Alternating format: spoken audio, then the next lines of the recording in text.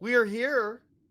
Titan Comics has finally arrived with Conan the Barbarian, and I got Ironcaster with me here to talk about said comic book issue. And him and I have been talking about this for months since we heard late last year that there was a comic book coming out on Conan the Barbarian under Titan regime. I remember you were like, "We're gonna talk about that," and we're finally here. It was like what 8 months, 9 months, 10 months, at least from what we heard around then, late last year.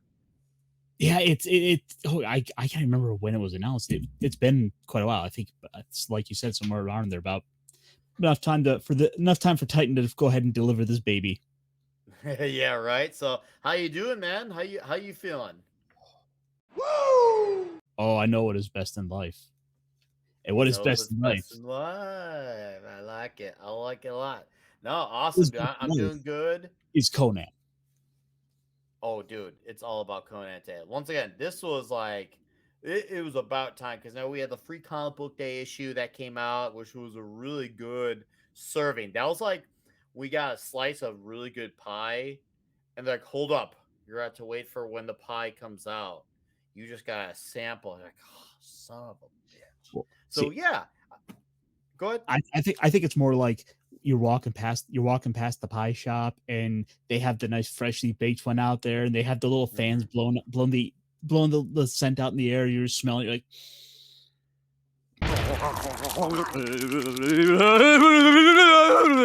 pie. Pie. Yeah. No, hey, I'm with you on that, my friend. I'm with you there. Yeah.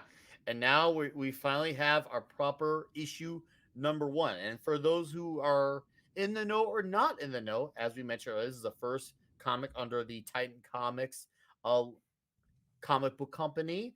And it is once again written by Jim Zub, who did a Marvel run at the time when it was under the Marvel license. And we have Roberto De La Torre on the pencils, and he is absolutely just staggeringly awesome, channeling some inner Bushima in him. And this is, we'll see, the first story of a hopefully a very grand, big run because it sounds like these guys have huge ambitions, like huge ambitions of what they want to hit. And at this moment, as we record this video, they are estimated to have around at least 80K pre-orders with a second printing on the way and maybe even a third too. What do you think about that, man? I think this is a book that people have been waiting for. People Mm-hmm. want just with kind of with where things are sort of in the bigger world situation. A character like Conan is sort of perfect for right now. There is this demand for just these kind of gritty masculine heroes who do what is right, and trust their own gut instinct. There's no moral gray area with a character like Conan. No, no, no. He's a badass hero through and through, and I love that. And yeah, we'll definitely get into some of that bits about the hero and villain because I think it's definitely necessary for this issue. But yeah, speaking of accessibility, guys, right off the bat, if you're someone who's somehow like not familiar with Conan, my knowledge of familiarity, of course, I know the Arnold movies. I've read some of the Marvel stuff, the later stuff, earlier stuff, and I've read a little bit of the Dark Horse run myself, so I'm fairly knowledgeable. I do at least know Conan. I know his voice. I know I know that he's supposed to be barbaric. I know he's supposed to be brutal. I know stoicism is a very major thing. What about you, Cass? Where's your perspective on Conan the Barbarian?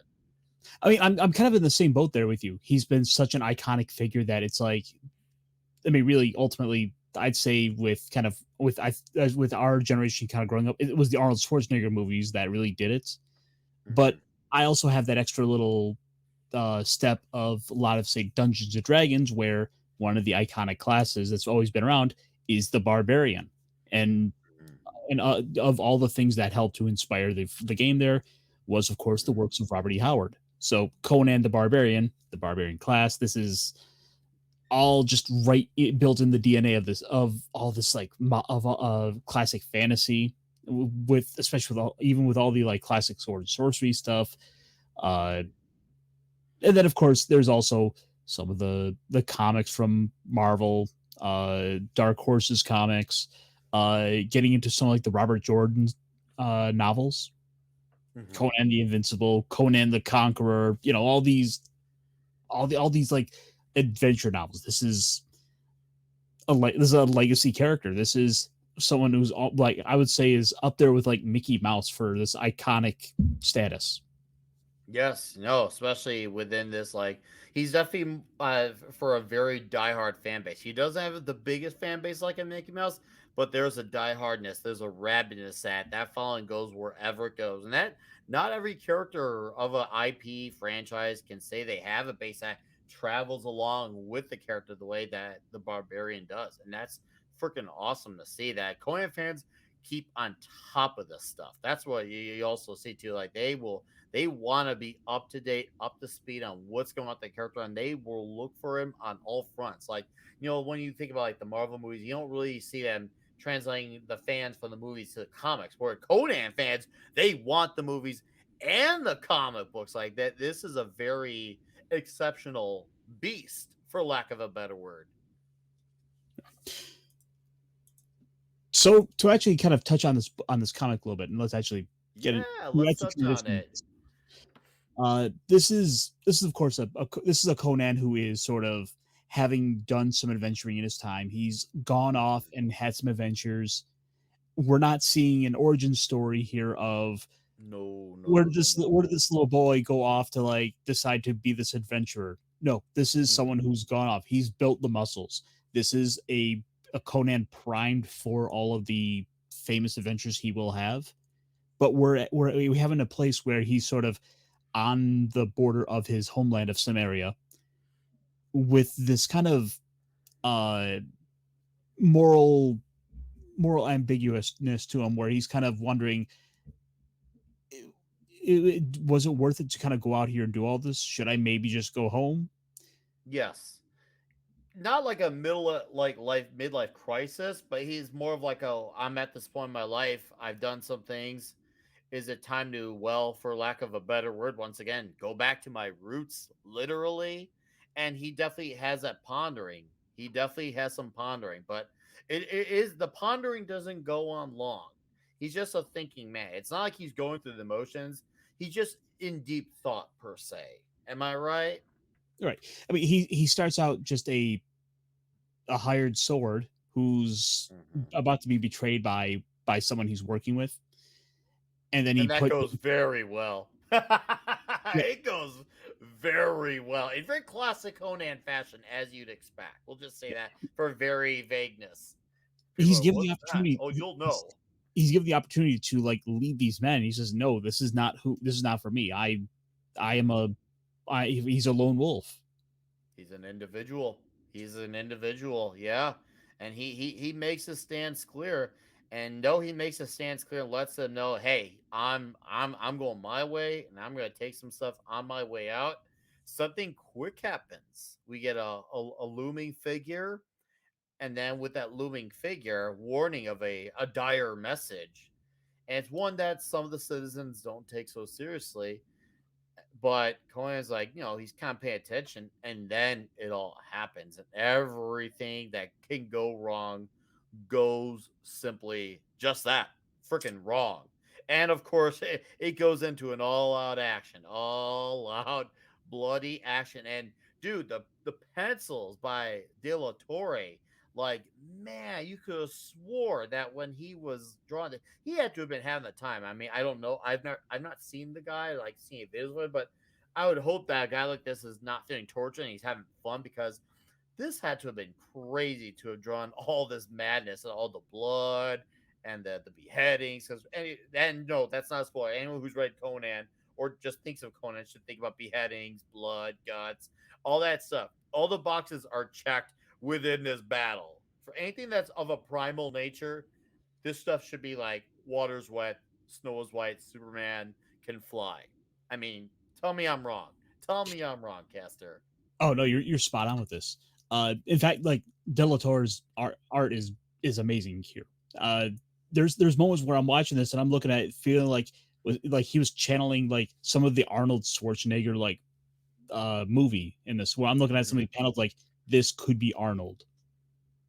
Lot of splashes, like like not like no, like a lot, but like there's like two or three here, and it really showcases what he can do when he's let to have a big in scope picture, and you're like, damn, look at all the little details going on. And there are parts of it too that if like you're saying you're a little reminiscent of the movie, yeah, there's parts where it feels a little classic with his own touch of making it his own, so he still has his own signature, but he's still very faithful that it's you recognize it's Conan. You make no mistake about it. It's that book. It feels like it. You can feel the atmosphere in this one too. There's a very unsettling atmosphere that kind of glooms you in as the issue goes on. There was some really interesting use of negative space where just the absence of art kind of flows into the art itself, Hmm. where you can kind of easily look over this and it doesn't stand out. I think this is something that stands out with the book that deserves to be brought up. Hmm. Well, I agree with that. I love the way, even like especially with the action, the flow of the movements with the action. You're like, wow, I can actually if I feel like I am envisioning in my head like almost like scene by scene as if I were watching like a show or a movie. It feels like the very logical next steps of a show or a movie. And I don't know if he was trying to be cinematic per se, but it just the flow of it was very organic and smooth. I was just like, damn, I love this. And yeah, everything is very well paced too. Even though he's working around 20 to 21 pages, everything feels timed out perfectly. So if there was stuff cut out, I couldn't tell because or tell. I was just like, wow, okay, this feels all natural right now. None of this feels too soon or too slow. So if you're, especially for those out there, a lot of books are written for the trade nowadays, and this is obviously written with the first arc in mind. But guys, it doesn't feel like an issue where nothing happens. It's not like that. You get an idea of who he is, where he's at in his mindset, who are some of the players in the game at this moment in time. It is setting the bar right here. It's setting the stakes for what's to come, while giving you what you love out of Conan. Yeah, and it's doing a good job as well at the same time of turning on and then advertising more Conan. Like for example, when you one of the first ads in the book is for the omnibuses that Titan will Yes, the big books. Yeah. at the end of the book, they're advertising the video games. You can go play Conan Exiles, Conan Unconquered, even like a mobile game, Conan Chop Chop. So Mhm. you have multiple ways you can go, interact with this franchise beyond just this comic. And I think this is a great way to help push this as a franchise. Yeah, bring it back to the forefront again, man. I strongly agree. We were just talking earlier with movies and how Conan's basically go where Conan goes. It's nice to see it, and obviously, like a lot of our friends in our corner of YouTube have been playing the game on their streams. Our buddy Script Doctor, shout out to Script Doctor. Yeah, I've been seeing guys been playing this game like continuously too. So it's nice to see that love and passion of Conan just spilling over everywhere, and bring it back to our story. And yes, it advertises the big books. It's just like, man, I'm getting hungry. Like my fix and my desire for Conan just looms even greater. And yeah, smart advertising. Once again, setting you up the stage for what's to come. This is you're hungry at this book. You're feeling fierce and a little primal yourself. Yeah. So, but you know, I guess the to sum this up, it's a book that you need to go out and read. Definitely go check this out. Buy this book. Agreed. I got the map cover for those in the wondering. I got this is the map, guys. This is insane. Look at that. Look at that. Yeah, look at all of that. So yeah, I am on the under the impression too. This gets a recommend. I would actually go probably get like a strong like 8.2, 8.3 out of 10. Once again, great introduction, very accessible. And if you're familiar with the character, you're like, okay, I already know what's going on, but I like what's going on. So give me more. Give me more. Yeah, I am saying if you're new reader, old reader, returning, give this one a shot. I know some people are a little skeptical on the Zub art from previous time. Guys, I think Zub will do your character just right. What do you got to say for your final thoughts on this comic? I want to see where this goes. I mean, the cover I have is teasing like flying like winged demon monsters, and Mhm. wow, that was it. In this, we're getting other sort of supernatural horror monsters. I want to see what else they're going to do. Are we going to get Tower of the Elephant at some point? That's one of my favorite Conan stories. I want to see that adapted. Well, I guess we're gonna find out all in due time. I know Mr. Zub has been very outspokenly out there that he wants to do as much of his own things as possible. But you never know. He might get a little influence, but you know what? I feel like I should go for this. Well, we'll see. Times will tell. Any other final words, Mr. Caster? I want to see what he does with his own stuff. It's like we don't have to solely rely on what came before from Howard or from any of the other iconic stories that have been around with this Mm-hmm. franchise, Mm-hmm. with this character. But let's go. I'm here for it. Agreed.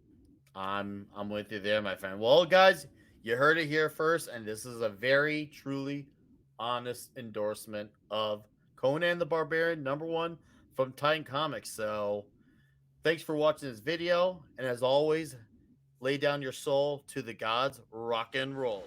Jones, just because we're holding hands doesn't mean we're gonna take warm showers till the wee hours of the morning. You hear me?